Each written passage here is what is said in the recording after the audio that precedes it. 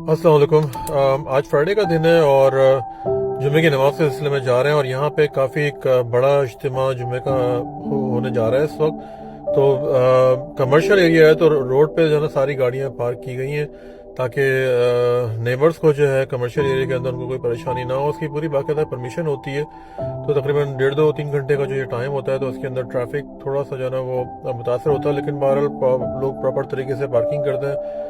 मस्जिद की अपनी भी पार्किंग होती है। तो यहाँ पे जो ना वीकडेज के अंदर जुम्मा जो पढ़ना होता है ना, वो सम टाइम थोड़ा सा चैलेंजिंग होता है। लोग जो है फिर अपनी जॉब से कोई लंच आवर की छुट्टी लेके आता है, उसके अंदर जुम्मा पढ़ता है। और जैसे हम लोग हैं ट्रैकिंग वाले, तो हमारे लिए भी एक तरह एक मसला ये होता है कि जगह जगह आप मस्जिद अवेलेबल नहीं होती हैं, तो सम टाइम जो है ना वो टाइमिंग का भी इशू होता है।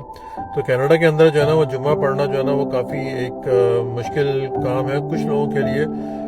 लेकिन ये है कि कोशिश करके लोग जो है ना किसी न तरीके से पहुंचते हैं। तो ये देखें काफ़ी लोगों की बड़ी तादाद इस वक्त आई हुई है और गाड़ियों को जो है ना काफ़ी एक बड़ी एक लाइन जो है ना वो आगे तक चलती चली जा रही है और काफ़ी दूर से जो है ना लोग वो फिर पैदल चलते हुए जो है ना वो मस्जिद में नमाज़ पढ़ने के लिए आ रहे हैं। लेकिन बहरहाल जुम्मे की नमाज है, अगर आपको मौका मिल जाए तो ज़रूर उसको पढ़ें, क्योंकि इसका काफ़ी बड़ा सवाब है। अगर आप वर्किंग डे के अंदर अगर आप पढ़ते हैं, अपने जॉब के टाइम में नमाज पढ़ते हैं, इसका बड़ा अजर इंशाल्लाह मिलने वाला है।